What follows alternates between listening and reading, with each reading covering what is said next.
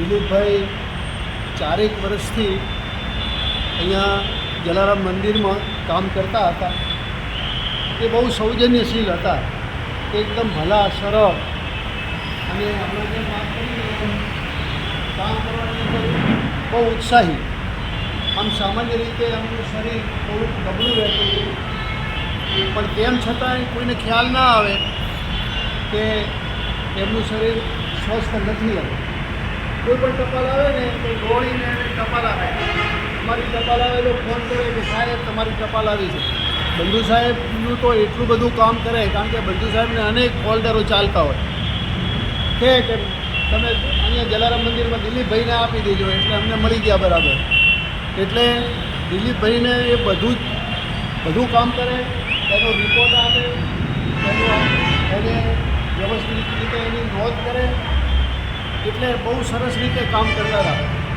મને દિલીપભાઈના કામ માટે એક વાત કહેવાનું મન થાય છે કે એક જગ્યાએ એક મંદિરનું કામ ચાલતું હતું, શિલ્પ કામ ચાલતું હતું. એટલે શિલ્પીઓ છે ને એ પથ્થરની મૂર્તિ ઘડતા હતા.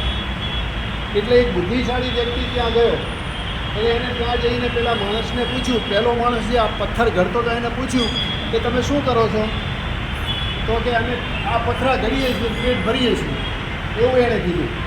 પછી ત્યાંથી આગળ ગયો એટલે બીજો એક શિલ્પી છે એ પથ્થર કામ કરતો હતો, એને પૂછ્યું કે તમે શું કરો છો? તો કે આ પથ્થરનું કામ કરી દે છે, રોજ મેળવીએ છીએ.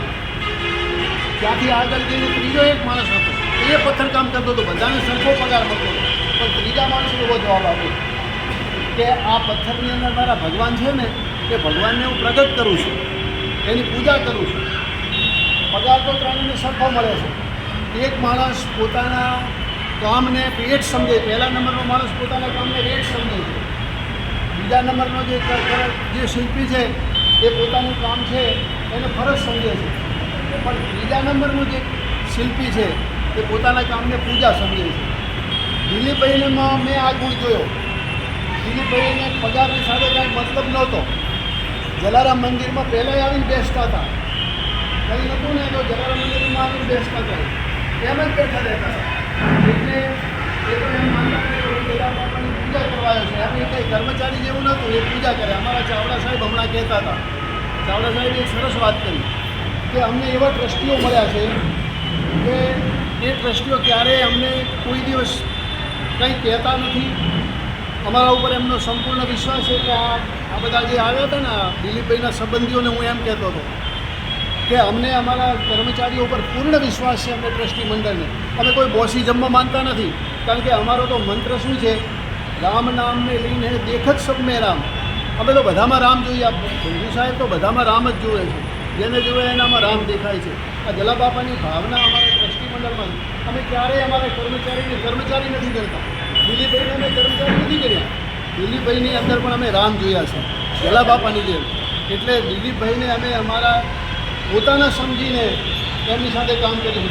છેલ્લે અમે એને બંધુ સાહેબ જ્યારે આવતા હતા ત્યારે અમને ફોન આવ્યો કે દિલીપભાઈને દાખલ કર્યા છે. આગળના દિવસે તો દિલીપભાઈને હું, આ નાથાભાઈ અને બંધુ સાહેબ મળીને ગયા હતા અને કે તાત્કાલિક આવો આઈસીયુમાં દાખલ કર્યા છે. અમે બંધુ સાહેબ ત્યાં ગયા એટલે એમના સંબંધીઓ હતા, મામલતદાર સાહેબ હતા, આ એમના દીકરા પણ આવી ગયેલા. અને જે સ્થિતિમાં જોયા એટલે બંધુ સાહેબે તો અમે એને બંધુ સાહેબને પૂછ્યું કે શું કરવું જોઈએ? તો આઈસીયુમાં છે, તમે વેન્ટિલેટર ઉપર લઈ જાઓ. આ બધી ચર્ચા ચાલતી હતી અને રાત્રે 12:30 વાગે એમને દેહ છોડી ગયો. સંતો જેવું મૃત્યુ ઈચ્છે ને, સંતોને પણ ના મળે એવું મૃત્યુ એમને મળ્યું છે. મૃત્યુ ચોક્કસ દુઃખદ છે, પણ સંતો પણ ભગવાનને પ્રાર્થના કરતા હોય કે ભગવાન આવી રીતે એમને લઈ જાય, કોઈની સેવા નહીં કરવાની, કોઈ મુશ્કેલી નહીં, કોઈ દુઃખ નહીં. માત્ર એક દિવસની અંદર એમણે આ રીતે પોતાનો દેહ છોડ્યો. એટલે ખરેખર એ બહુ ઊંચી કોટીના હતા. એમના આત્માને વંદન કરું છું, ભગવાનને પ્રાર્થના કરું છું કે એમનો આત્મા જ્યાં હોય ત્યારે શાંતિ આપે અને એમના સમગ્ર પરિવારને આ દુઃખ સહન કરવાની શક્તિ આપે, એવી જલાબાપાને પ્રાર્થના સાથે જય જલારામ.